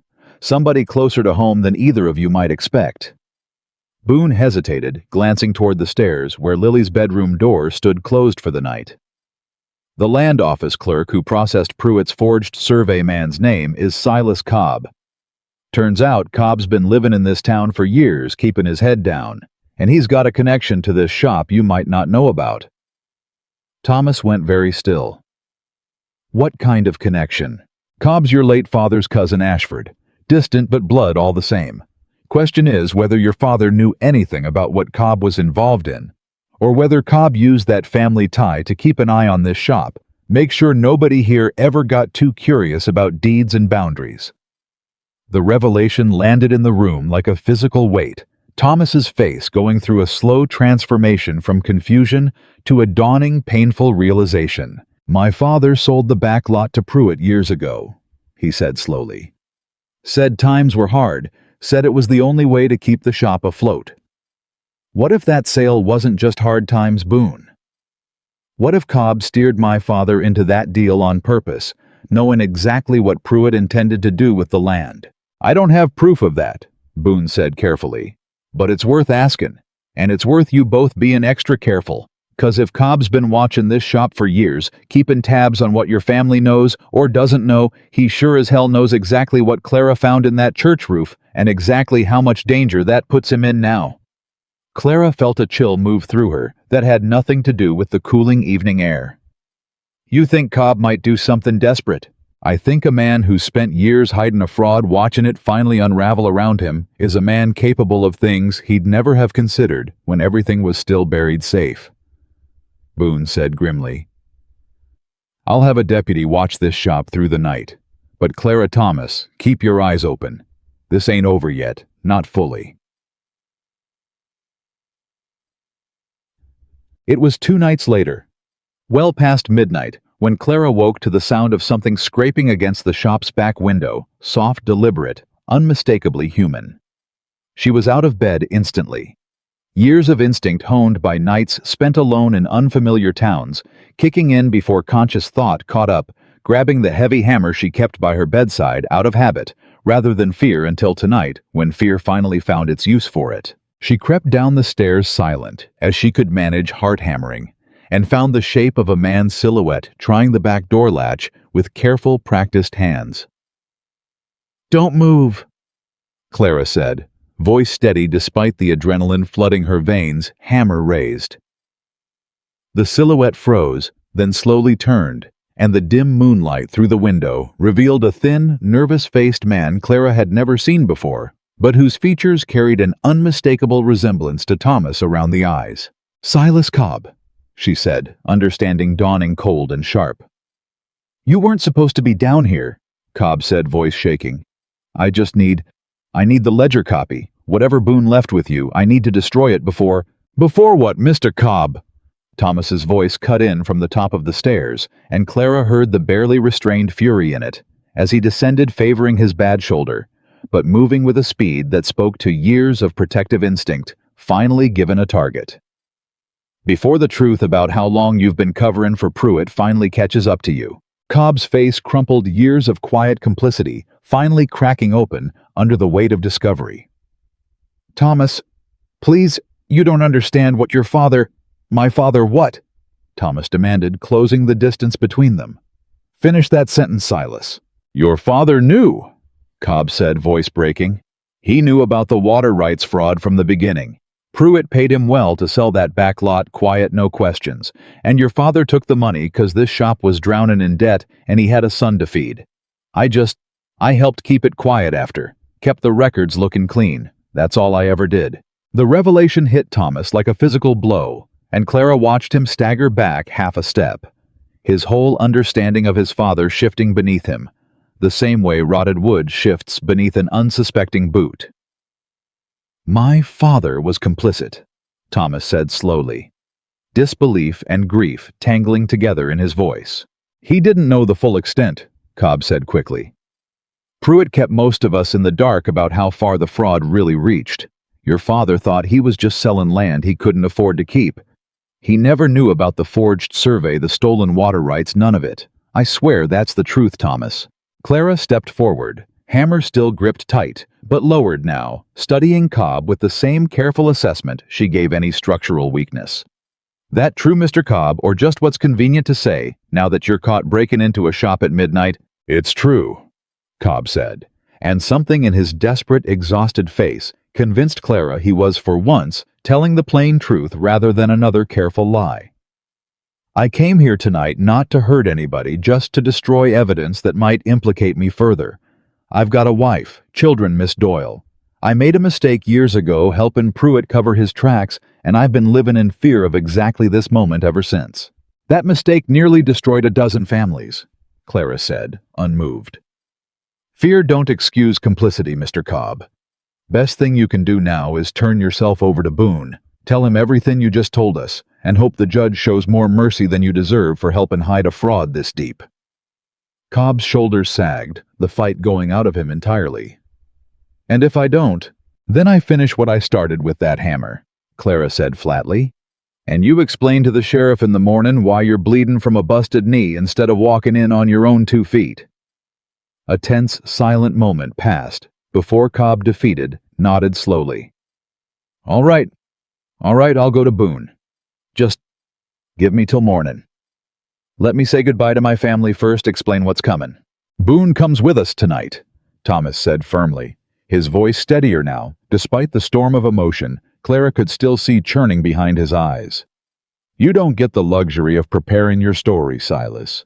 Not after everything your silence cost this town." They delivered Cobb to Boone's custody before dawn, the sheriff's expression grim but unsurprised as he listened to the man's confession, and by the time the sun rose fully over Harlan's Crossing, word had already begun spreading of a second arrest connected to Pruitt's sprawling fraud. Thomas sat alone on the shop's back steps as the morning light broke, staring at nothing. And Clara found him there an hour later, still processing the wreckage of everything he'd believed about his father. "You all right?" she asked, settling beside him carefully. "My whole life I thought my father was just an honest man who fell on hard times," Thomas said quietly. "Now I find out he sold his silence for money, even if he didn't know the full extent of what that silence protected. How do I reconcile that, Clara? How do I keep building in this shop knowing the ground it sits on was bought with a lie?" Clara considered the question with the same care she gave any question of foundation and structure. "You reconcile it the same way you reconcile any flaw you find in old work, Thomas. You don't tear the whole building down over one bad beam. You cut out the rot, you replace it with something sound, and you keep building forward wiser for having found the weakness before it cost you everything." "That's simple, huh?" "Ain't simple at all," Clara said. "Never said it was simple.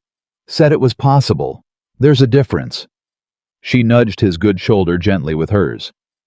"Your father made a choice out of desperation, not malice far as Cobb tells it. That don't excuse it, but it don't have to define the whole of who he was either. You get to decide what kind of man you are, Thomas Ashford, separate from whatever mistakes your father made trying to keep this shop and this family afloat." Thomas was quiet for a long moment, watching the sun climb higher over rooftops. Clara had spent weeks repairing, rebuilding, restoring to soundness one board at a time. "You've got a way of making hard things sound bearable," he said finally. "I've had practice," Clara said, "bearing hard things and finding the words to keep going anyway." Yeah. The following days brought a strange, uneasy calm to Harlan's Crossing. Cobb's confession, corroborating everything Wren and the Ledger had already revealed, the county investigation widening further still, and Judge Hartley's office confirming that restitution proceedings would indeed move forward for every family Pruitt's fraud had harmed. But it was Lily in the quiet hours of a Sunday afternoon who brought Clara the piece of news that shifted something fundamental in the shape of her future. "Pa's talking to Reverend Callahan about you," Lily announced, settling onto the workbench beside where Clara was sanding a fresh cut of pine for the schoolhouse's new door frame. "Talking about me, how?" Clara asked, careful to keep her voice light despite the sudden flutter in her chest. "Dunno exactly, but he had that look he gets when he's thinking real serious about something." Lily swung her legs entirely unbothered by the gravity of what she'd just revealed. "You gonna stay in Harlan's Crossing forever, Miss Doyle?" Clara set down her sandpaper, considering the question honestly for the first time since the roof had first pulled her into this town's tangled troubles. "Don't rightly know Lily. Ain't never stayed anywhere forever before. Always been a woman who finishes a job and moves on to the next town, the next roof, the next problem needin' fixed. But this town needs you," Lily said with the simple, devastating honesty only children managed. "And Pa needs you, and I need you too. Ain't that worth staying for?" Clara didn't have an answer ready for that, not one true enough to satisfy the earnest hope shining in Lily's eyes, not one certain enough to satisfy the careful, guarded part of herself that had learned through hard years and harder towns never to build her hopes on foundations she hadn't tested herself. But that night, lying awake in the small room above the shop she'd built with her own two hands, Clara found herself thinking not of the next town, the next roof, the next stranger's doubt to prove wrong, but of Thomas's steady eyes across a supper table, of Lily's fierce, unguarded devotion, of a town that had gone from laughing at her to standing beside her in the space of 6 short weeks. For the first time in longer than she could remember, Clara Doyle found herself wondering if maybe, just maybe, this was a foundation worth testing her whole future against. Morning came slow and golden the next day, and Clara woke with Lily's question still turning over in her mind, like a plank she couldn't quite decide was sound or rotted through. She dressed, went down to the shop, and found Thomas already awake, standing at his workbench, with a piece of paper in his good hand, reading it over for what looked like the 3rd or 4th time. "Reverend Callahan send that?" she asked, nodding toward the paper. Thomas looked up, something careful and uncertain crossing his face. "Town council met last night. Callahan, Boone, Otis, a few others. They want to offer you something, Clara, official-like." "Offer me what?" "Position as town builder," Thomas said. "Paid permanent with authority to inspect and repair any structure in Harlan's Crossing that needs it. Council says after everything that's happened, this town can't afford to keep letting rot hide under fresh paint. Says they need somebody with eyes sharp enough to catch it before it costs lives or livelihoods or land rights again." Clara took the paper from him, reading over the careful, formal language, her chest tightening with something she didn't immediately have a name for. "This a job offer or a town's way of saying thank you without having to say the words plain?" "Maybe both," Thomas said. "Does it matter which?" Clara set the paper down slowly, running her thumb along its edge. "I've never had a town offer me something permanent before, Thomas. Every job I ever took was temporary. Shelter till the roof's done, then move on before folks decide they've had enough of a big woman climbing their ladders." "This ain't every town," Thomas said quietly. "And you ain't just any woman who climbed a ladder."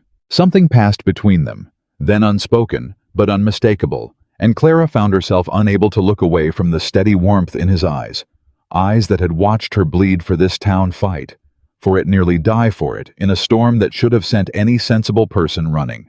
"I need to think on it," she said finally. Though even as she said it, she suspected the thinking had already been done somewhere deep inside her, in all the quiet hours she'd spent lying awake picturing a future that included this shop, this roof, this man and his daughter. She took her thinking out to the creek behind the mill, the same creek whose stolen boundary had unraveled Pruitt's whole rotten empire, and sat on the bank with her notebook open on her knees, not writing, just watching the water move steady and unbothered over stones. It had worn smooth across decades. It was Josiah Wren who found her there an hour later, walking the property. He'd finally reclaimed the courage to tend again his gaunt face, carrying less of the haunted weight it had held the night they'd found his father's ledger. "Miss Doyle," he said, settling carefully onto a nearby rock, his old bones clearly still recovering from years of fear finally released. "Didn't expect to find you out here." "Needed quiet," Clara said. "Town's been generous with everything but that lately." Wren's mouth curved, faint but genuine. "Generosity born of guilt tends to run loud. Took me 3 years of silence to understand that fear and guilt make near-identical noise if you're not careful listening for the difference." "You still planning to reopen the mill?" "With the water rights restored proper, yes." Wren looked out over the creek that had cost him 3 years of his life and nearly cost Clara hers. Judge Hartley's office confirmed the restitution proceedings yesterday. Farms downstream get their access back full and clear, backdated to cover damages from the drought years. Henderson's wrote again, they're coming home next month. Clara felt something loosen in her chest at that news. A knot she hadn't fully realized she'd been carrying since the night she'd first read that torn scrap of paper hidden beneath rotted church shingles. "That's good. That's real good, Mr. Wren." "Wouldn't have happened without you," Wren said. "I want you to know that plain, Miss Doyle. I lived scared for 3 years, telling myself silence was safer than truth. You climbed up on that church roof and found what I was too afraid to dig up myself. That took a courage I'd lost long before you ever arrived in this town." Clara studied him for a moment, this broken, healing man who'd finally found his voice again after years of enforced silence. "Courage ain't something you lose forever, Mr. Wren. Just something that gets buried under enough fear, same as truth gets buried under enough rot. Takes somebody willing to dig is all. You dug plenty once you finally started." Wren nodded slowly, and for a while the two of them simply sat together in comfortable silence, watching water move over stone.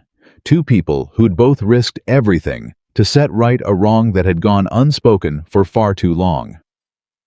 "Town council make you an offer yet?" Wren asked eventually. "Heard talk of it at the general store." "They did." "You gonna take it?" Clara looked out of the water at the millhouse standing solid and reclaimed behind them, at a whole future that felt for the first time in her adult life like something she might actually be allowed to build instead of just passing through. "Don't rightly know yet." "Well?"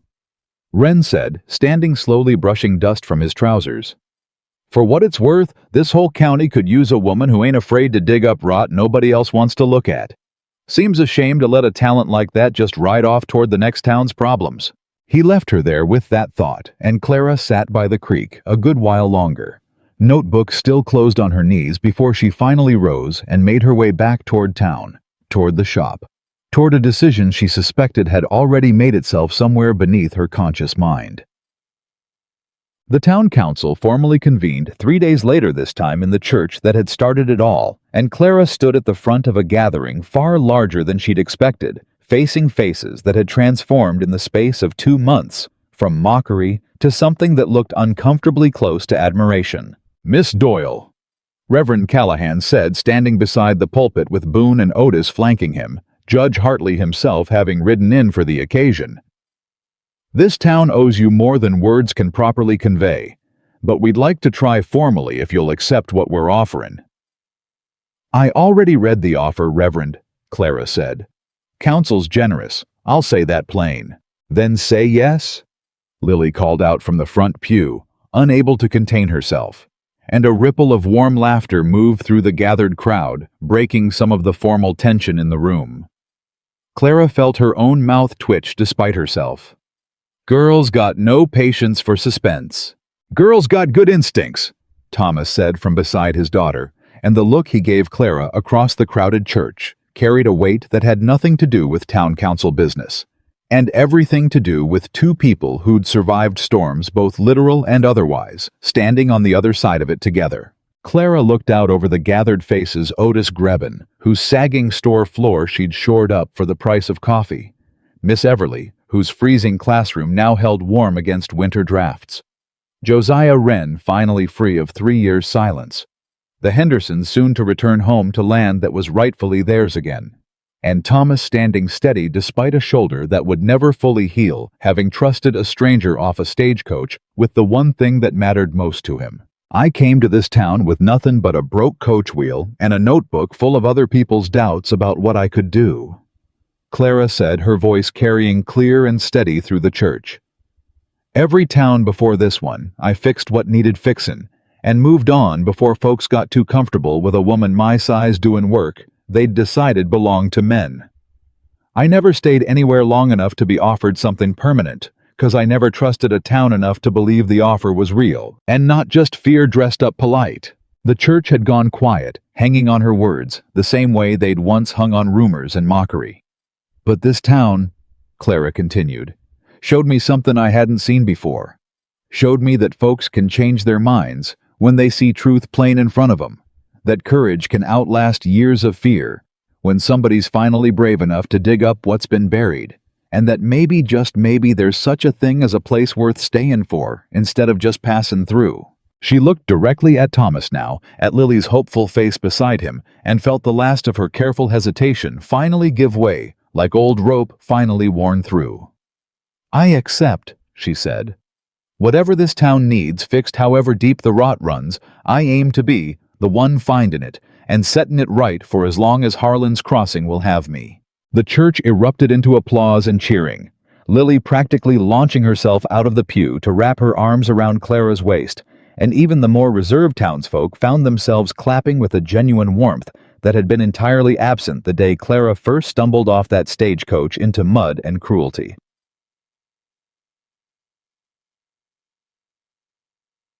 The celebration carried on well past sundown, the church spilling out into the street tables of food, appearing as if summoned by the town's collective relief and gratitude.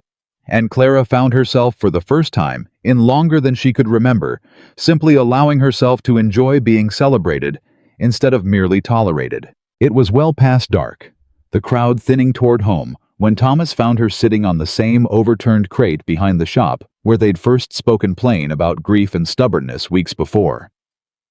"Council's real pleased," he said, settling beside her carefully. "Whole town, actually. Ain't seen this place smile this much since before the drought hit." "Feels strange," Clara admitted. "Bein' wanted somewhere instead of just tolerated till the job's done." "Get used to it," Thomas said. "'Cause this town ain't letting you go anywhere anytime soon." Clara looked over at him, at the careful, searching expression on his face that she'd come to recognize over these past weeks, the look of a man working up to something he wasn't quite sure how to say plain. "You got something on your mind, Thomas Ashford." He was quiet a moment, turning something over in his good hand, a small carved piece of wood she realized worked with the careful precision of a craftsman who'd spent hours on something meant to matter. "Made this the other night," he said, holding it out to her. "Ain't much. Just something I wanted you to have." Clara took it carefully, turning it over in the lamplight spilling from the shop window. A small wooden bird wings spread mid-flight, carved with a delicate attention that spoke of hours spent working around a shoulder that fought him at every turn. "Thomas," she said softly, "this is beautiful. Wanted to give you something that showed I still had something worth offering, even with this arm that don't work right no more," Thomas said. And there was a vulnerability in his voice she hadn't heard from him before, not even in the worst of the danger they'd faced together. "You've spent weeks building this town back up, fixing things nobody else was brave enough to touch. Wanted you to have something I built too, even if it ain't much compared to everything you've done." Clara held the small carved bird, gently feeling the weight of what it represented far beyond its modest size. "It ain't a competition, Thomas. Never was. I know that," he said. "Just wanted you to know I see you, Clara. Not just as somebody who fixed my roof or saved this town, or exposed a fraud that near destroyed half the families in this county. I see you, just you, and I think I've been seeing you that way for longer than I let myself admit. The confession hung in the quiet evening air between them, honest and unguarded, in a way that made Clara's heart ache with something she'd spent years teaching herself not to hope for. "I've had men look past what I looked like before," Clara said carefully. Old caution, warring with something warmer trying to break through. "Ain't always ended well when I let myself believe it was real." "I ain't other men," Thomas said. "And this ain't me looking past anything, Clara.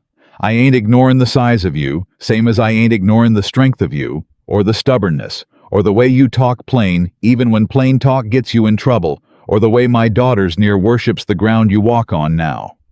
All of that's you. I ain't looking past a single piece of it. I'm looking straight at all of it, and liking what I see plenty."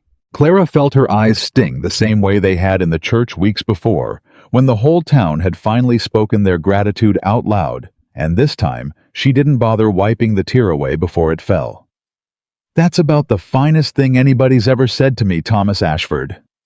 "Then maybe you ought to let me say it again sometime," Thomas said, a careful hope threading through his voice.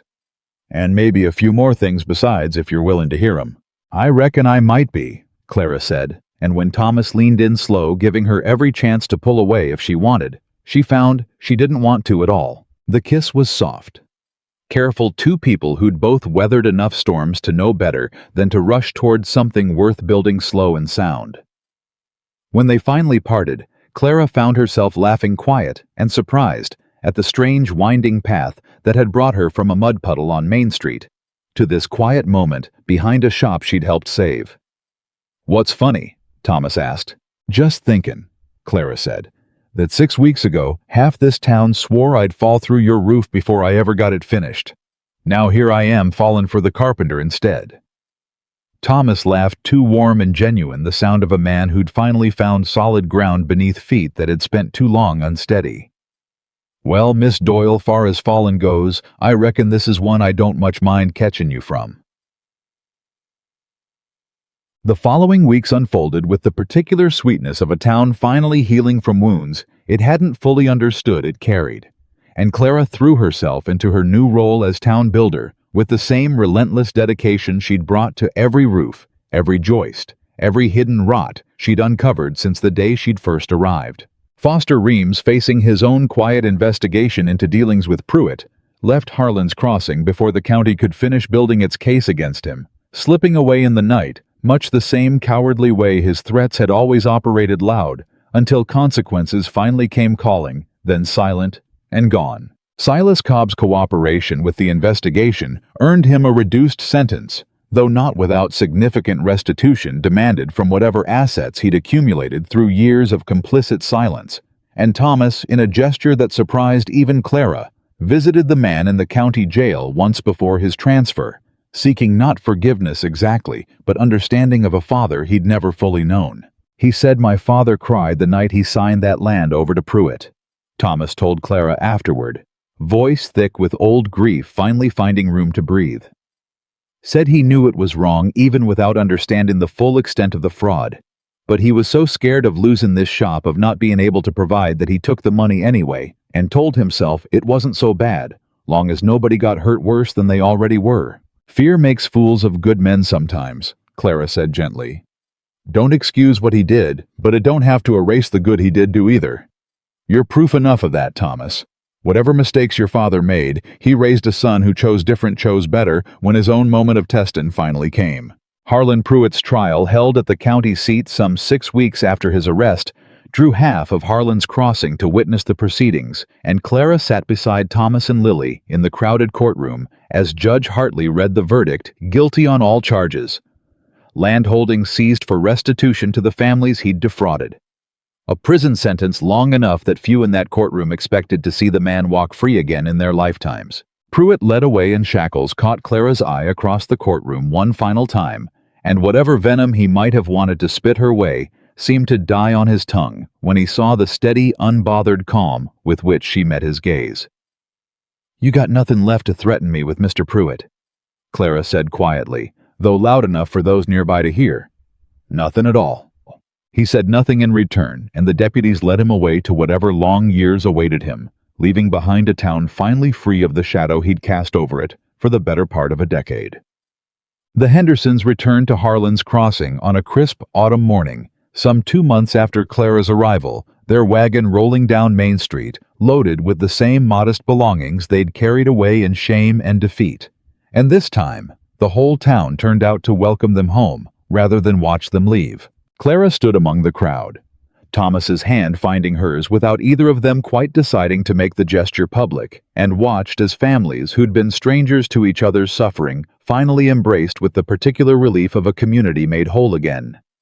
"You did this," Lily said, tugging on Clara's sleeve, watching the reunion with wide, delighted eyes. "You brought him home. Wasn't just me." Clara said the same answer she'd given a dozen times over the past weeks, though this time she let herself feel the truth of her own contribution a little more fully than she once had. "But I reckon I helped some." "Helped a lot," Lily corrected firmly, and Clara found she didn't have the heart to argue further. That evening, as the town's welcome celebration for the Hendersons wound down into quiet conversation and shared coffee, Clara found herself standing on the roof she'd built weeks before, having climbed up alone to check the shingles ahead of the season's first real frost old habit, refusing to fully release its grip even after everything that had changed. "You checking my roof again?" Thomas called up, having followed her out despite the evening chill, his voice carrying warm amusement rather than concern. "Habit," Clara called back. "Roof's holding fine if you're wondering. Ain't shifted an inch since the storm." "Wasn't asking about the roof," Thomas said, and Clara looked down to find him watching her with that same steady warmth that had become as familiar to her now as her own hammer's weight in her palm. "Come down here, Clara. Got something I want to ask you, and I'd rather not do it shouting up at a roof." She climbed down, slow, curious, and found Thomas standing in the fading evening light, with Lily hanging back a few respectful paces, practically vibrating with barely contained excitement that told Clara this moment had been planned well in advance. "Thomas Ashford," she said, "what exactly is going on here?" "I've spent my whole life building things meant to last," Thomas said, and Clara noticed his hand when he reached for hers, trembled slightly despite his steady voice. "Roofs, floors, furniture built to outlast the folks who bought it. But I never built anything I wanted to last more than what's grown between us these past 2 months, Clara. Never met anybody who made me believe building a whole life together might be worth the risk of falling short." He knelt awkward with his bad shoulder but determined all the same, and Clara felt her breath catch entirely as understanding dawned. "I ain't got much to offer beyond this shop. This roof you already fixed better than I ever could have managed myself, and a daughter who already loves you fierce as her own mother," Thomas said. "But I'm asking anyway, Clara Doyle, 'cause I'd rather risk asking and hearing no than spend the rest of my life wondering what might have been if I'd stayed too scared to ask at all. Will you marry me? Build something permanent with me in this town you already saved once over." Clara stood frozen for a long moment, the weight of the question settling over her, with a gravity that made every previous storm she'd weathered feel small by comparison. She thought of every town before this one. Every roof fixed and left behind, every door closed, against the possibility of somewhere truly staying, truly belonging, truly being wanted for exactly who she was, rather than merely tolerated for what her hands could accomplish. "Yes," she said finally, her voice thick with an emotion she made no effort to hide this time. "Yes, Thomas Ashford, I'll marry you." Lily's whoop of joy broke whatever solemnity remained in the moment, the girl launching herself at both of them in a fierce, tearful hug, and Thomas rose to pull Clara into an embrace that spoke of every storm they'd weathered together, every rotted beam of doubt they'd replaced with something sound and true.